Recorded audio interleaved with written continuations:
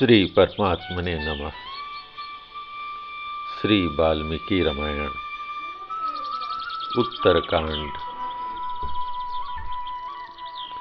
58वां सर्ग। श्री राम के ऐसा कहने पर शत्रु वीरों का संहार करने वाले लक्ष्मण ने तेज से प्रज्वलित होते हुए महात्मा श्री राम को संबोधित करके कहा, नृपश्रेष्ठ, राजा विदेह, निमि तथा वशिष्ठ मुनि का पुरातन वृतांत अत्यंत अद्भुत और आश्चर्यजनक है। परंतु राजा निमि क्षत्रिय, सूरवीर और विशेषतः यज्ञ की दीक्षा लिए हुए थे, अतः उन्होंने महात्मा वशिष्ठ के प्रति उचित बर्ताव नहीं किया। लक्ष्मण के इस तरह कहने पर दूसरों के मन को रमाने प्रसन्न रखने वालों में श्रेष्ठ क्षत्रिय शिरोमणि श्री राम ने संपूर्ण शास्त्रों के ज्ञाता और उद्दीप्त तेजस्वी भ्राता लक्ष्मण से कहा, वीर सुमित्रा कुमार, सभी पुरुषों में वैसी क्षमा नहीं दिखाई देती जैसी राजा ययाति में थी। राजा ययाति ने सत्व गुण के अनुकूल मार्ग का आश्रय ले दुस्सह रोष को क्षमा कर लिया था। वह प्रसंग भी बताता हूँ, एकाग्र चित्त होकर सुनो। सौम्य, नहुस के पुत्र राजा ययाति पूर्ववासियों प्रजाजनों की वृद्धि करने वाले थे। उनकी 2 पत्नियां थीं, जिनके रूप की इस भूतल पर कहीं तुलना नहीं की जा सकती थी। नहुस नंदन राजर्षि ययाति की एक पत्नी का नाम शर्मिष्ठा था, जो राजा के द्वारा बहुत ही सम्मानित थी। शर्मिष्ठा दैत्य कुल की कन्या और वृषपर्वा की पुत्री थी। पुरुष परवर उनकी दूसरी पत्नी शुक्राचार्य की पुत्री देवयानी थी। देवयानी सुंदरी होने पर भी राजा को अधिक प्रिय नहीं थी। उन दोनों के ही पुत्र बड़े रूपवान हुए। शर्मिष्ठा ने पुरु को जन्म दिया और देवयानी ने यदु को। वे दोनों बालक अपने चित्त को एकाग्र रखने वाले थे। अपनी माता के प्रेम युक्त व्यवहार से और अपने गुणों से परु राजा को अधिक प्रिय था। इससे यदु के मन में बड़ा दुख हुआ। वे माता से बोले, माँ, तुम अनायास ही महान कर्म करने वाले देव स्वरूप शुक्राचार्य के कुल में उत्पन्न हुई हो, तो भी यहाँ हार्दिक दुख और दुस्सह अपमान सह रही हो।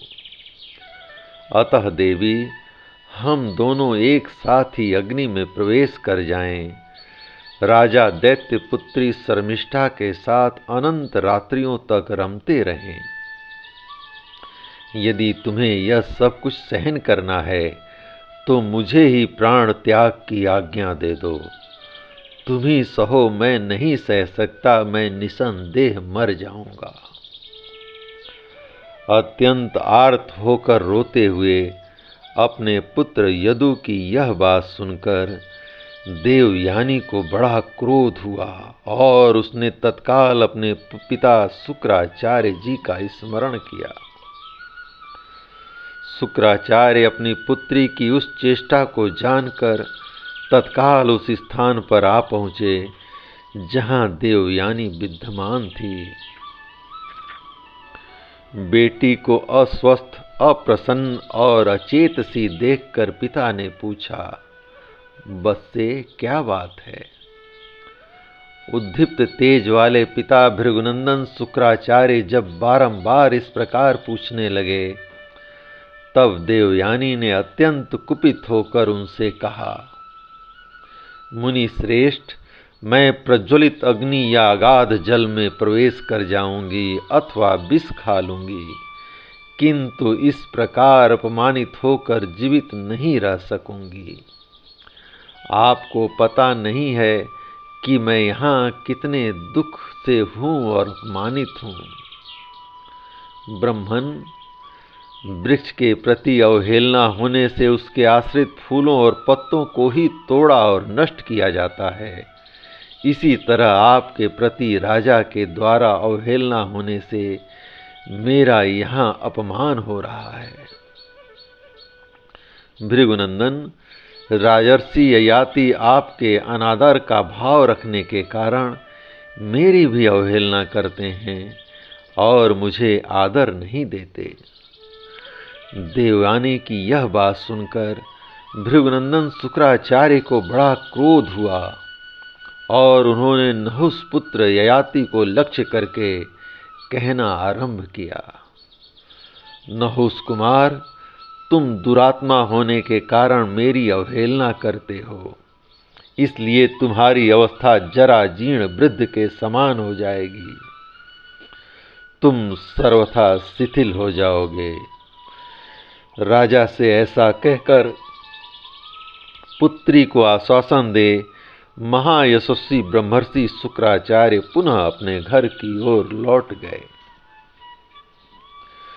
सूर्य के समान तेजस्वी तथा ब्राह्मण शिरोमणियों में अग्रगण्य शुक्राचार्य देवयानी को आश्वासन दे नहुस पुत्र ययाति को ऐसा कहकर उन्हें पूर्वोक्त शाप दे फिर चले गए। जय राम जी की। इस प्रकार श्री वाल्मीकि निर्मित आर्ष रामायण आदि काव्य के उत्तरकांड का 58वां सर्ग प्रभु श्री राम की कृपा से पूर्ण हुआ। जय राम जी की।